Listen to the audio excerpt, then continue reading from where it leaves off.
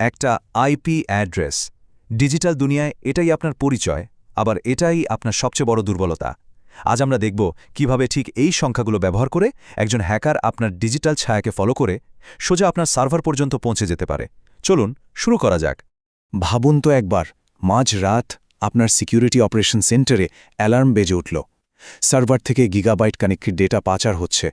আপনার টিমের কাছে ক্লু বলতে শুধু একটাই জিনিস আছে, একটা অচেনা আইপি অ্যাড্রেস।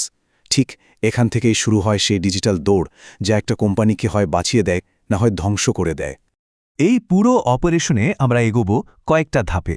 প্রথমে আমরা ডেটা প্যাকেটের ট্রেলটা দেখব। এরপর আইপি অ্যাড্রেস জিনিসটা আসলে কি সেটা বুঝব। তারপর অ্যাটাকাররা কি টুলস ব্যবহার করে সেটা জানব। সিস্টেমের ডিজাইনগত দুর্বলতাগুলো খুঁজে বের করব, একটা বাস্তব কেস ফাইল দেখব এবং সবশেষে অবশ্যই এর থেকে বাঁচার উপায় নিয়ে কথা বলব।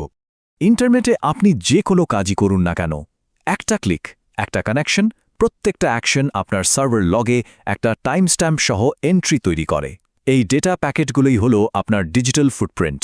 অদৃশ্য, কিন্তু একজন দক্ষ ট্র্যাকারের জন্য এটা একটা খোলা বইয়ের মতো।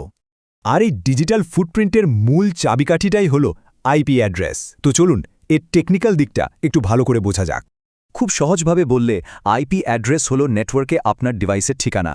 মানে আপনি যখন কোনো ওয়েবসাইট ভিজিট করতে চান, আপনার রিকোয়েস্টটা তো সার্ভারে যায়, তাই না? তো সেই সার্ভারকে তো জানতে হবে উত্তরটা ঠিক কোথায় পাঠাতে হবে। এই ইউনিক অ্যাড্রেসটাই হলো আপনার আইপি। এখন আইপি অ্যাড্রেসের দুটো ভার্সন আছে, IPv4 যেটা আমরা সচরাচর দেখে থাকি, আর IPv6। আসলে হয়েছে কি, ইন্টারনেটের ডিভাইসের সংখ্যা এত বেড়ে গেছে যে IPv4 অ্যাড্রেস প্রায় শেষের দিকে। এই কারণেই আরও অনেক বেশি ডিভাইসকে অ্যাড্রেস দেওয়ার জন্য লম্বা আর জটিল ফরম্যাটের IPv6 তৈরি করা হয়েছে। তবে একটা জিনিস কিন্তু পরিষ্কার করে নেওয়া ভালো, একটা আইপি অ্যাড্রেস আপনার আইএসপি, দেশ বা শহরের মতো সাধারণ কিছু তথ্য দিতে পারে ঠিকই, কিন্তু এটা সরাসরি আপনার নাম, বাড়ির নম্বর বা লাইভ জিপিএস লোকেশন বলে দেয় না। ওই লেভেলের তথ্যের জন্য সাধারণত আইন প্রয়োগকারী সংস্থাকে আইএসপি এর সাথে যোগাযোগ করতে হয়। আচ্ছা, এবার চলুন আসল জায়গাটায় আসা যাক। এখন আমরা সেই সব টুলস দেখব যেগুলো একজন অ্যাটাকার বা ইনভেস্টিগেটর একটা আইপি অ্যাড্রেসকে ট্র্যাক করার জন্য ব্যবহার করে। ট্র্যাকিংয়ের প্রথম ধাপগুলো কিন্তু কমান্ড লাইনেই শুরু হয়। প্রথমে সার্ভার লগ বা একটা ইমেলের হেডার থেকে সন্দেহজনক আইপিটা বের করা হয়। এরপর পিং কমান্ড দিয়ে দেখা হয় টার্গেট হোস্ট অনলাইন আছে কিনা। আর তারপর আসে ট্রেসাট। এটা দিয়ে ডেটা প্যাকেটগুলো কোন রাউটার ঘুরে টার্গেটে পৌঁছাচ্ছে তার পুরো রাস্তাটা ম্যাপ করা যায়। এই ম্যাপে যদি হঠাৎ করে কোনো অচেনা দেশের নোট দেখা যায়, ওটাই একটা বড় রেড ফ্ল্যাগ। আরও তাড়াতাড়ি তথ্য বের করার জন্য একটা সিম্পল কমান্ডই যথেষ্ট। টার্মিনালে শুধু curl-ipinfo.io লিখে টার্গেট আইপিটা দিলেই সাথে সাথে ওই আইপির ভৌগোলিক অবস্থান, আইএসপি সহ আরও অনেক ডিটেলস চলে আসে। বিভিন্ন অনলাইন টুলের কাজও কিন্তু বিভিন্ন। ধরুন ipinfo.io রিয়েল টাইম তথ্যের জন্য দারুণ। আবার ARIN হুইজ উত্তর আমেরিকার আইপিগুলোর মালিকানার তথ্য দেয়। আর ম্যাক্সমাইন্ডের মতো কমার্শিয়াল টুলগুলো আরও নিখুঁত জিওলোকেশন ডেটা দেয়, যেগুলো বড় বড় সিকিউরিটি সফটওয়্যারে ব্যবহার করা হয়। বেসিক টুলস তো গেল, এখন একটু অ্যাডভান্সড কিছু দেখা যাক। গিটহাবের আইপি ট্রেসারের মতো বেশ কিছু শক্তিশালী স্ক্রিপ্ট আছে। এটা ব্যবহার করতে হলে প্রথমে গিট ক্লোন কমান্ড দিয়ে এর সোর্স কোডটা ডাউনলোড করে নিতে হয়। ডাউনলোড করার পর রেপোজিটরি ফোল্ডারে ঢুকে এর ইনস্টলেশন স্ক্রিপ্টটা চালাতে হবে।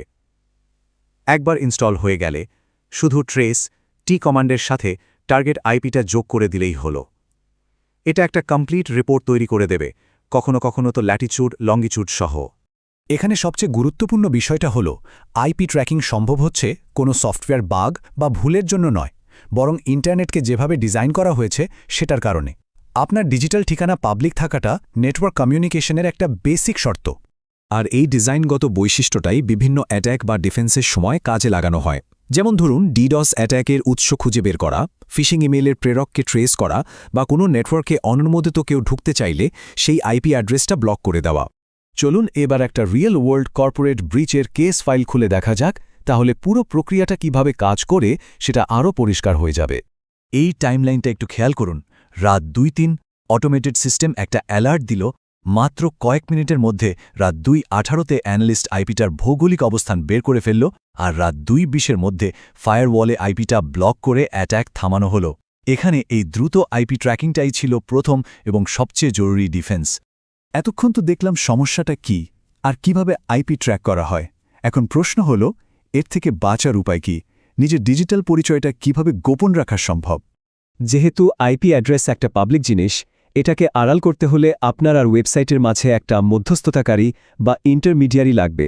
আর এই কাজটাই করে ভিপিএন বা ভার্চুয়াল প্রাইভেট নেটওয়ার্ক। ডায়াগ্রামটার দিকে একবার তাকান। বাম দিকে ভিপিএন ছাড়া ইন্টারনেট ব্যবহার করলে ওয়েবসাইট সরাসরি আপনার আসল আইপি দেখতে পাচ্ছে, কিন্তু ডান দিকে দেখুন, ভিপিএন ব্যবহার করলে আপনার ট্রাফিক একটা এনক্রিপ্টেড টানেলের মধ্যে দিয়ে ভিপিএন সার্ভারে যাচ্ছে। ফলে ওয়েবসাইটগুলো শুধু ভিপিএন সার্ভারের আইপি দেখতে পায়, আপনার আসল আইপিটা সম্পূর্ণ আড়ালে থেকে যায়। তাহলে আপনার প্রতিরক্ষা কৌশলের প্রথম এবং প্রধান ধাপ হল একটা ভালো ভিপিএন ব্যবহার করা। প্রক্সি সার্ভারও ব্যবহার করা যায়, কিন্তু সেটা তুলনামূলকভাবে কম সুরক্ষিত। আর সবসময় অপারেশনাল সিকিউরিটি বা অপসেক মাথায় রাখতে হবে, মানে আপনি কোন সার্ভিস ব্যবহার করছেন আর সেটা আপনার আইপি ফাঁস করে দিচ্ছে কিনা সে ব্যাপারে সতর্ক থাকা। এই কথাটা মনে রাখা খুব জরুরি। আপনার আইপি অ্যাড্রেসকে সুরক্ষিত রাখাটা আজকের দিনে কোনো বাড়াবাড়ি সতর্কতা নয়, এটা একটা মৌলিক প্রয়োজনীয়তা। এই প্রশ্নটা রইল ভাবার জন্য, যদি আপনার ডিজিটাল ঠিকানাটাই সুরক্ষিত না থাকে, তাহলে আপনার ডেটা প্যাকেটের ভেতরে যে তথ্য আছে সেটার কি হবে? প্যাকেট স্নিফিং বা ডিএনএস হাইজ্যাকিংয়ের মতো বিষয়গুলো কিন্তু সমান গুরুত্বপূর্ণ। পরবর্তী বিশ্লেষণের জন্য আবার দেখা হবে। কৌতূহলী থাকুন, বিপজ্জনক থাকুন। এটি জিরো ডে একাডেমি।